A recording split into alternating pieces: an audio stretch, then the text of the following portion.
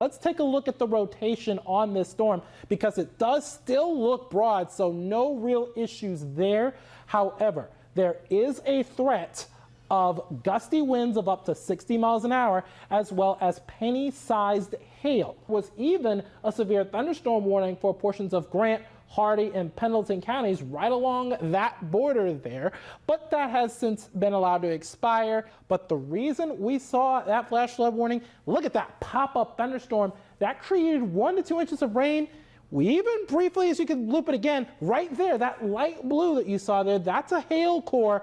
This weather app shows 88 degrees with a feels like temperature of 90.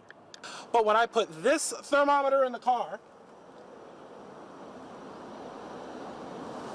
it shows a high temperature reading.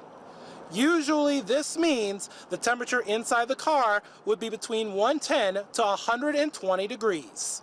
Lethal for children and pets. It is also on the hot side. Buchanan, you guys are sitting at around 91, mainly upper 80s besides that.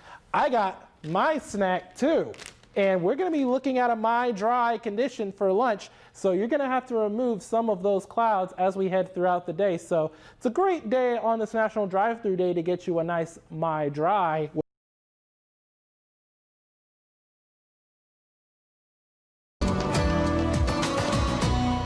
Now time for a first look at your forecast, and we are watching a severe thunderstorm warning that has been issued for northeastern Webster as well as southern Randolph counties. This is until 6:30 because this thunderstorm is creating 60-mile-an-hour winds and quarter-size hail. Speaking of, that's a very large hail core that you see. So those areas of Webster County are starting to see a good bit of hail as well. So hail damage is possible according to the National Weather Service office in Charleston, who issued this warning.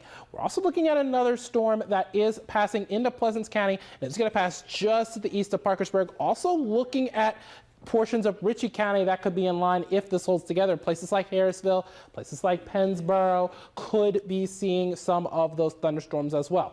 Now let's take a wider look across our area to see how these storms have popped up over these past couple hours. There you see that severe warned storm that just passed through the Sutton area about an hour ago, and it's now passing through portions of Webster and about to go through southern Randolph counties. Places like Mingo could be in line for this as well. And we do only have a marginal risk though, but that does not mean the risk is zero. You're seeing that with that warm storm in Webster County right now. That means that 1 or 2 storms could become severe, and we'll be watching this as the night goes on.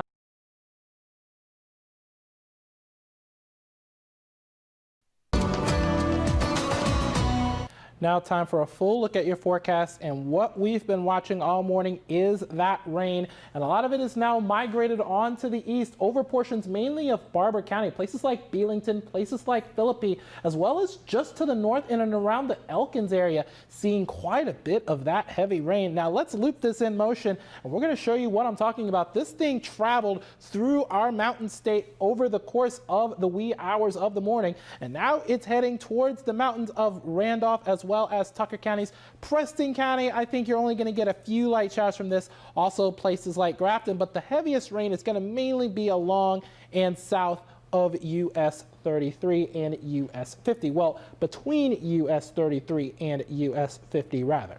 And one of those places that has seen quite a bit of that rain is Buchanan, and we're going to show you Buchanan Toyota again in Upshur County because we're still seeing some of that steady rain falling through that lamppost. So you might want to slow down driving because when you have that rain, if your tires are grooved, even with that, you could still take a little bit longer to slow down or stop. So that's something you're going to have to look out for as you head out today.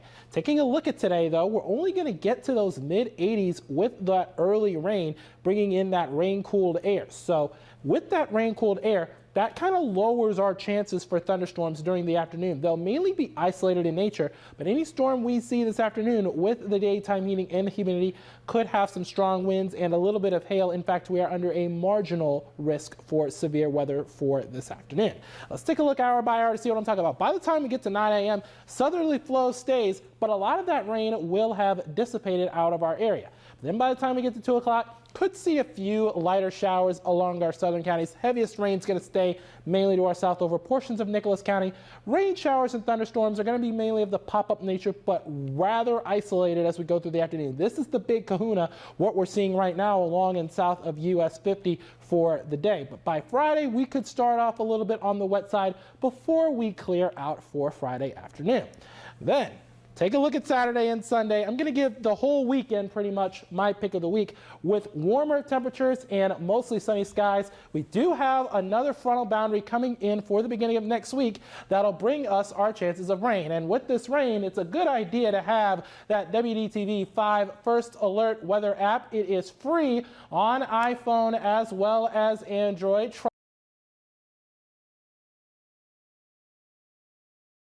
At this time of year, playground equipment could be practically untouchable in bright sunny weather. Here's what kids and parents need to know to stay safe. The summer months may be a great time to take the kids out for a multitude of fun activities, including time on the playground. However, during this time of year, that equipment can get quite hot and could cause many health problems. I spoke to Lieutenant Ben Tacey of the Bridgeport Fire Department, who says that caution needs to be taken with playground equipment, even on sunny days when it isn't very hot outside. Not even necessarily a hot day can make the equipment, playground equipment hot. It just depends on really the total energy that the sun is putting off. While metal and aluminum are the best conductors of heat, they are also the most dense materials used in playground equipment.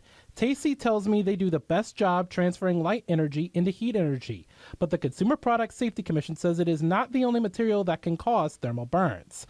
Tacey believes that the best way to know the playground equipment is safe for children is to put your hand close to the surfaces prior to use, like this mother does. If it's too hot, if it's going to burn them, you need to step away and go somewhere else. And Cynthia, Tacey also says that even on cloudy days, the sun's energy can cause the playground equipment to heat up as well.